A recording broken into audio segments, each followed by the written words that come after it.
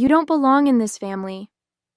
Margaret's voice was ice cold, her words slicing through the tense silence in the living room.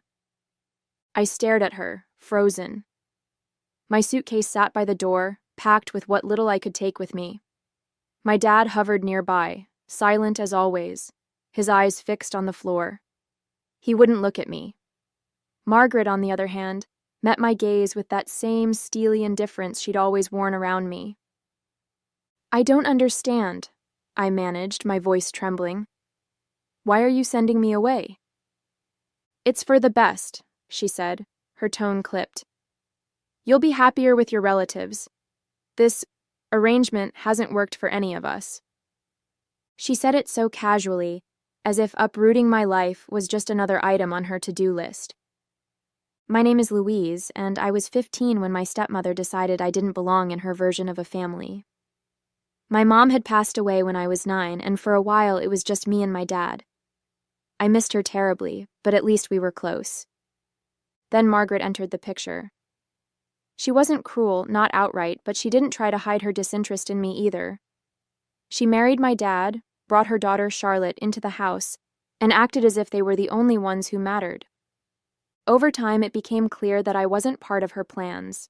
She ignored me at family dinners, dismissed my achievements, and constantly found subtle ways to push me aside. My dad never stood up for me. He'd just mumble something about keeping the peace and ask me to try harder to get along. When Margaret finally sent me to live with distant relatives, I stopped expecting him to protect me. Life with my relatives was far from perfect. They weren't unkind, but they weren't particularly warm either. I spent most of my teenage years feeling like a guest in their home, working after school to save for college and relying on books to escape the loneliness. It was through volunteering that I found a sense of purpose. Helping others reminded me that I wasn't powerless. It gave me a direction, a reason to push forward. By the time I turned 25, I'd built something of my own, a nonprofit organization dedicated to empowering people who had been overlooked or cast aside. The work filled me with pride, and for the first time, I felt like I truly belonged somewhere. I hadn't thought about Margaret in years, but life has a way of bringing the past back when you least expect it. Years passed, and the bitterness I felt toward Margaret began to fade, not because I forgave her, but because I had no room in my life for her anymore. I'd built something for myself, something bigger than her dismissal. My nonprofit, Community Horizons, started small, working with underfunded schools and shelters to provide grants and resources. At first, it was just me and a small team of volunteers, scraping together donations and making things happen on sheer willpower. Over time, though, the organization grew. With each successful project, our reputation spread, and so did the support. By the time I was 32, Community Horizons had become one of the most respected nonprofits in the region. We managed scholarships, funded local businesses, and even helped struggling families rebuild their lives. One afternoon, I sat in my office reviewing grant applications. It was my favorite part of the job, reading stories of perseverance and deciding how best to help people who were working hard to improve their lives. My assistant Evelyn walked in with a fresh stack of applications. "Got another batch for you," she said, setting the pile on my desk. "Thanks," I said, grabbing the first folder from the top. The name on the application stopped me cold. Margaret Bennett.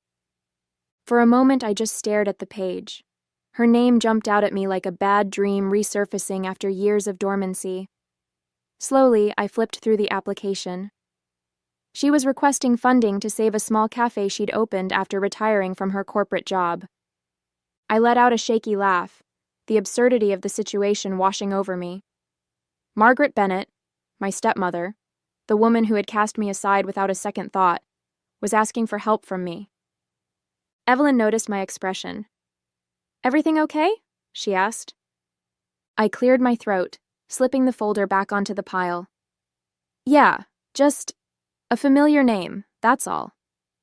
"Good familiar or bad familiar?" she asked, raising an eyebrow. "Let's just say it's complicated," I replied. Later that evening, I couldn't stop thinking about it. The irony was almost poetic. The woman who had once told me I didn't belong in her family was now turning to my organization for help. Part of me wanted to laugh, but another part of me felt something else. Anger, maybe, or sadness. After all these years, Margaret's actions still lingered in the corners of my mind, reminding me of the rejection I'd worked so hard to overcome.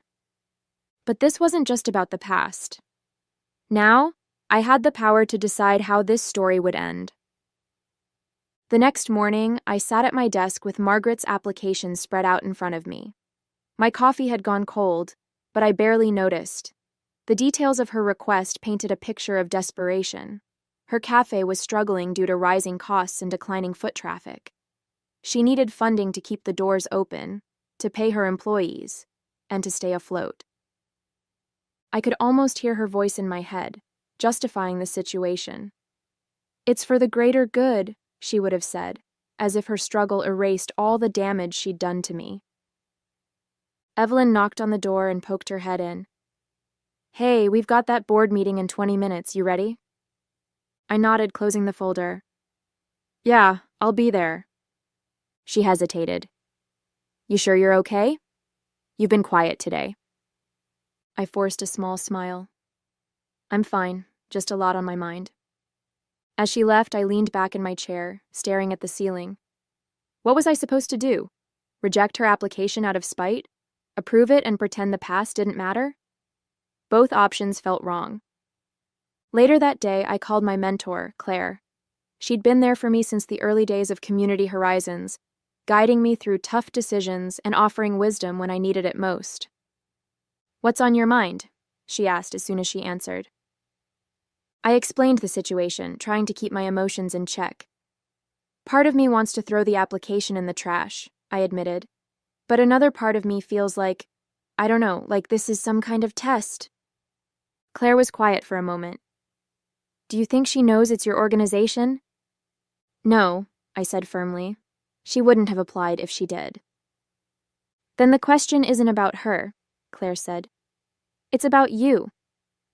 What kind of person do you want to be in this moment?" Her words hit me hard. "I want to do what's right," I said, though my voice wavered. "Then take your time," she replied. "You don't have to decide today." That evening, I opened Margaret's file again, this time with a calmer mind.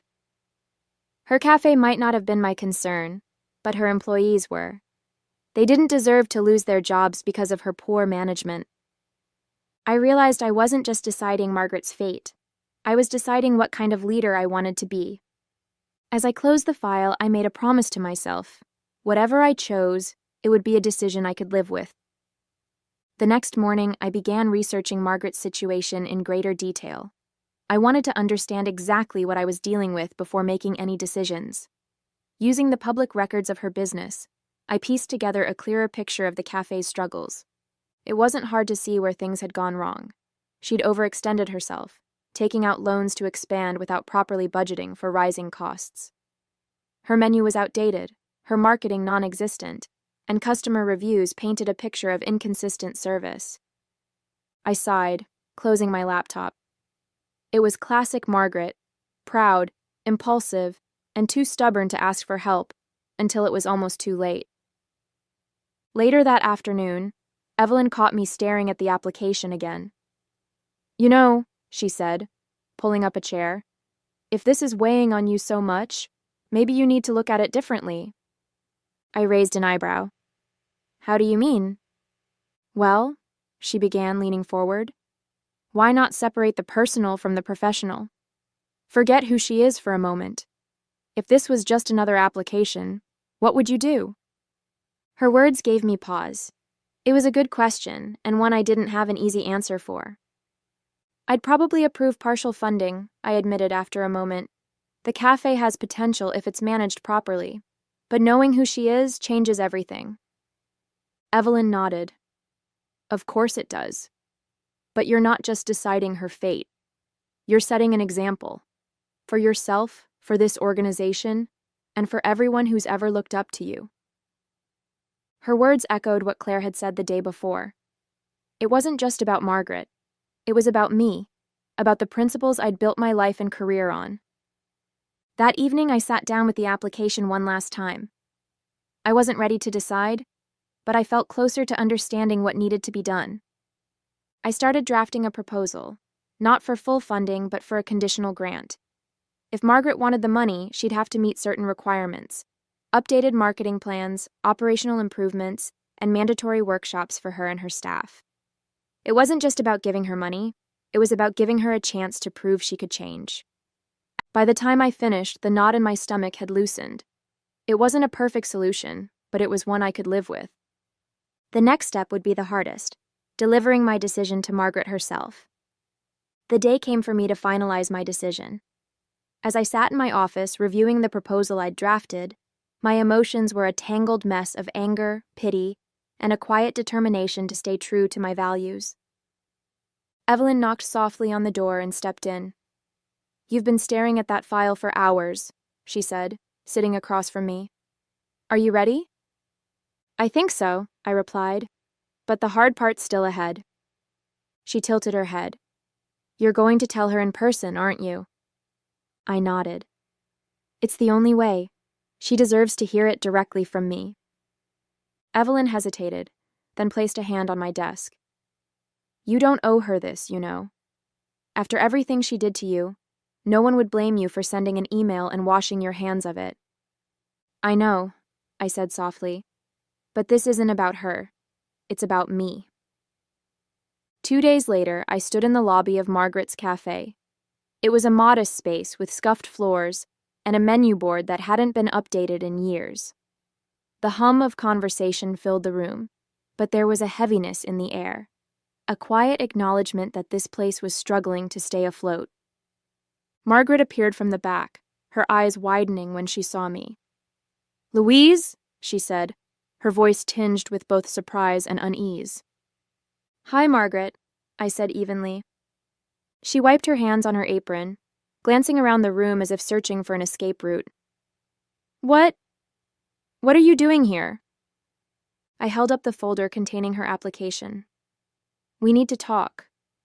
Her face paled as realization dawned. "You're the one reviewing my grant?" "I am," I confirmed, my tone calm but firm. "Let's find somewhere private to talk." We sat down in a small, cramped office at the back of the cafe. Margaret's hands fidgeted in her lap as I opened the folder.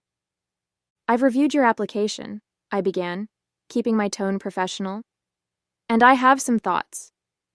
Her eyes darted to mine. "I didn't know," she started, but I raised a hand to stop her. "This isn't about what you knew or didn't know," I said. "It's about the state of your business and whether or not I believe this grant can make a difference." She swallowed hard, nodding silently.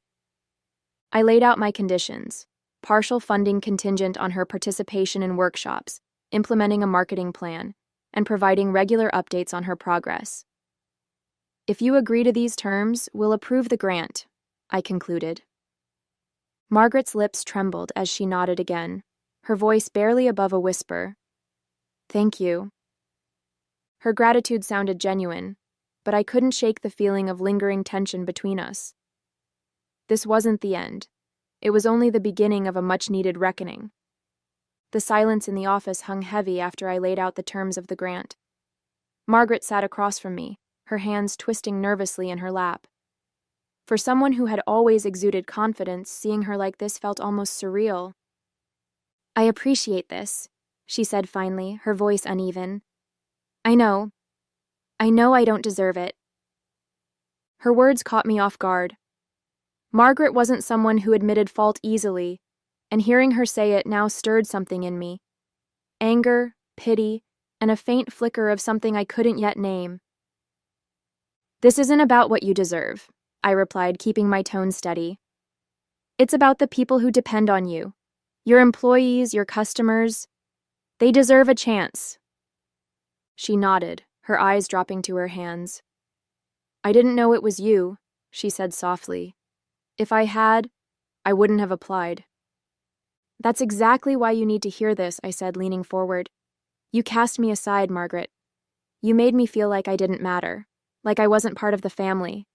And now you're sitting here asking for help. Do you see the irony in that?" She flinched, her shoulders sinking.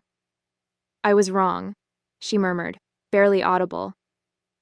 I wanted to feel vindicated, to bask in the satisfaction of hearing those words. But instead, I felt an ache in my chest, a reminder of the years I'd spent carrying the weight of her rejection. "Why did you do it?" I asked, the question slipping out before I could stop myself. Margaret looked up, her eyes glistening with unshed tears. I don't know," she admitted. "When your mother died, I thought I could handle it. But I wasn't ready for you.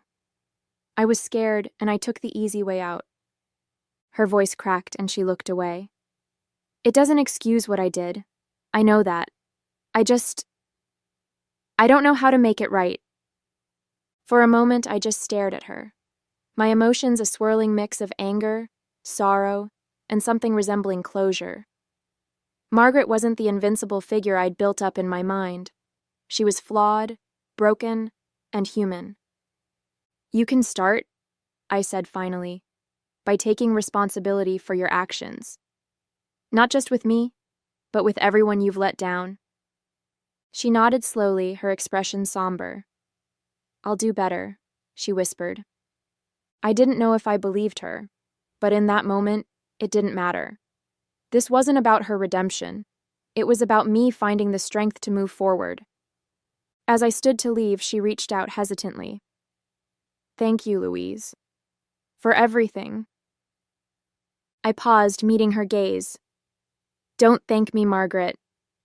Thank the people who gave you this chance." And with that, I walked out of the cafe, feeling lighter than I had in years. Walking out of that cafe, I felt a strange mix of emotions. I'd stood up to Margaret, laid bare the pain she'd caused, and taken the first steps toward letting go of the resentment I'd carried for years. But as much as I wanted to believe this was the end of it, I knew better. Confrontations like that rarely tied everything up in a neat little bow. Back at my office, I dove into the work of approving the grant. The funding wasn't just for Margaret. It was for her employees, her customers, and the community her cafe served. Evelyn and I worked late into the night, finalizing the paperwork and setting the terms that Margaret had reluctantly agreed to. "Do you think she'll follow through?" Evelyn asked as we reviewed the final documents. "She'll have to," I replied. "If she doesn't, the funding gets pulled. This isn't a handout, it's a lifeline, and it comes with strings attached." Evelyn nodded, but her brow furrowed. "And what about you? Do you feel okay about all this?" I leaned back in my chair, letting out a long breath. "I think so. It's complicated, but at the end of the day, this is bigger than her or me. I have to believe that doing the right thing will pay off in the long run." The next few weeks were a whirlwind of activity. Margaret started attending the mandatory workshops we'd arranged, though she remained reserved and distant during most of them. I could tell she was uncomfortable, out of her element, but she showed up and did the work. Richard, one of the trainers we'd hired for the workshops, gave me regular updates. "She's making progress," he said during one of our check-ins. "Slowly, but it's there. She's starting to listen, at least." "That's something," I replied, though I couldn't help but wonder if it would last. One afternoon, I received an email from Margaret. It was short, almost awkward, but it caught me off guard. "Louise, I wanted to thank you for giving me this opportunity. I know I don't deserve it, but I'm trying. I hope one day I can prove that to you." I stared at the screen, rereading the words until they blurred. It wasn't much, but it was more than I'd ever expected from her.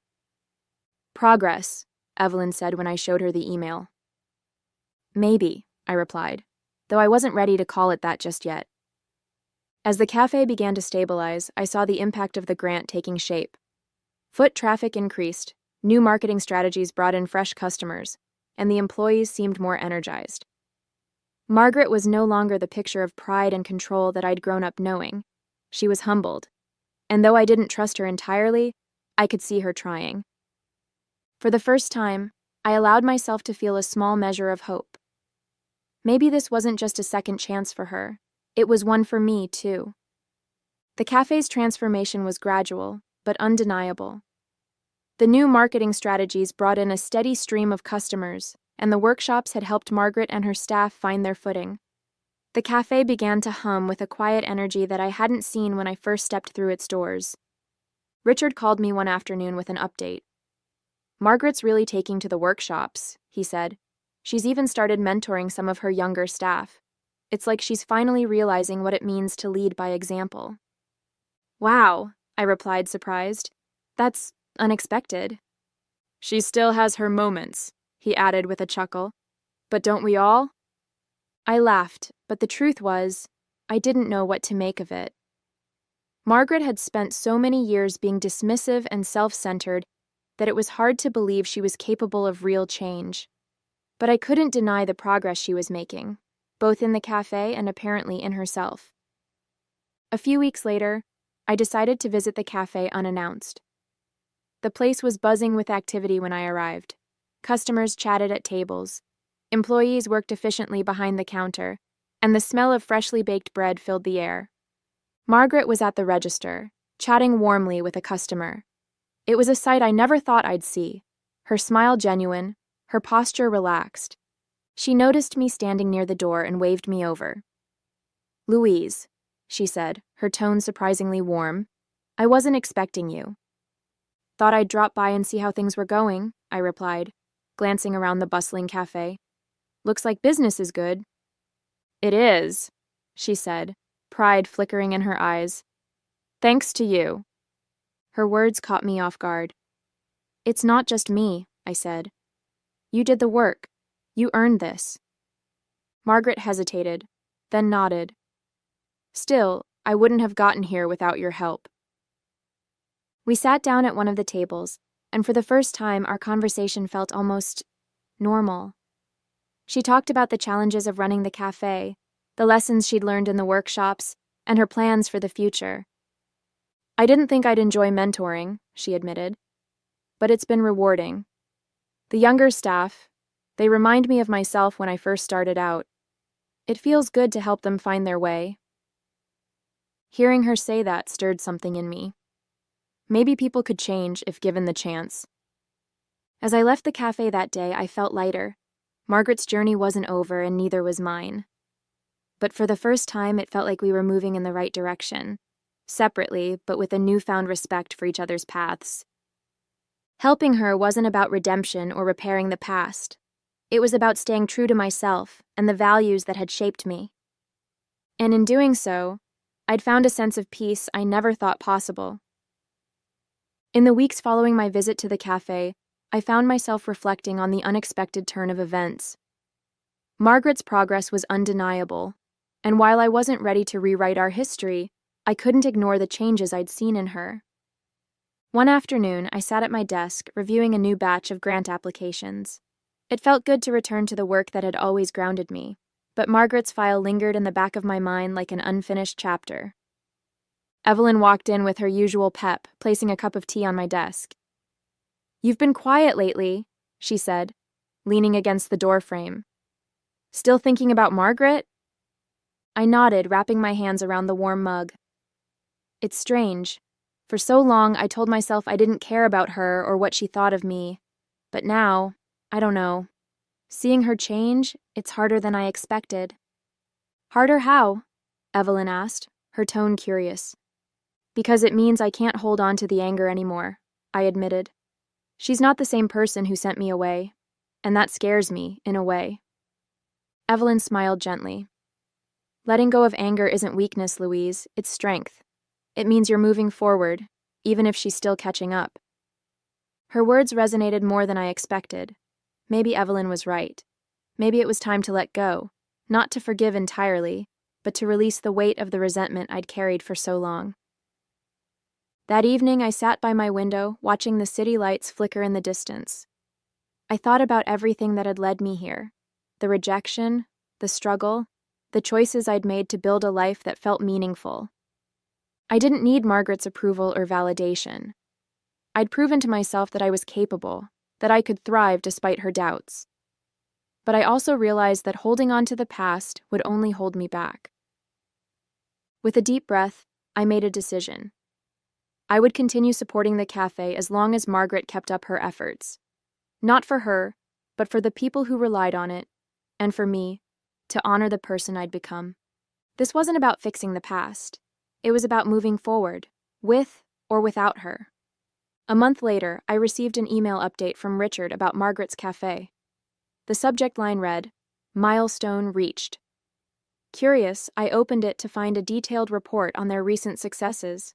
Sales had tripled since the implementation of new strategies. Employee retention had improved, and customer reviews were glowing. Attached to the email was a photo of Margaret standing behind the counter, smiling as she handed a customer a pastry. For the first time, she looked genuinely happy, not just proud or determined, but content. I stared at the image for a long time, feeling a mix of emotions I couldn't quite name. This was what I'd hoped for when I approved the grant. Not just financial recovery, but personal growth. Margaret had found a way to adapt, to lead, to build something meaningful again. But most importantly, I realized I had found a way to let go. That evening, Evelyn and I went out for dinner to celebrate Community Horizons' recent achievements. Over a plate of steaming pasta, she leaned across the table and said, "So, what's next for you?" I raised an eyebrow. "What do you mean?" "I mean, you've built this incredible nonprofit. You've faced down the ghosts of your past, and you've come out stronger for it. What's the next big thing on your horizon?" I smiled, considering her question. "Honestly, I think I just want to keep doing what we're doing, helping people, making a difference. But maybe..." I trailed off, an idea forming in the back of my mind. "Maybe what?" she pressed, her eyes lighting up. "Maybe it's time to expand," I said slowly. "Not just grants, but mentorship programs, workshops for people like Margaret, business owners who need guidance and support to adapt." Evelyn grinned. Now that's the Louise I know, always thinking ahead. As I walked home that night, I felt a sense of clarity I hadn't felt in years. The work I'd done with Community Horizons had always been about more than just grants or numbers. It was about giving people a chance to grow, to change, to become better versions of themselves. Margaret's journey had shown me that growth was possible even in the most unlikely circumstances. And while I still didn't fully trust her, I could acknowledge her progress without carrying the weight of the past. I didn't need closure from her. I'd found it in myself. The next morning, I sent Richard a reply to his email. "Great work," I wrote. "Let's keep the momentum going." It wasn't flashy or dramatic, but it was enough. For the first time, I felt free. Free to move forward, to dream bigger, and to let the past be just that, the past.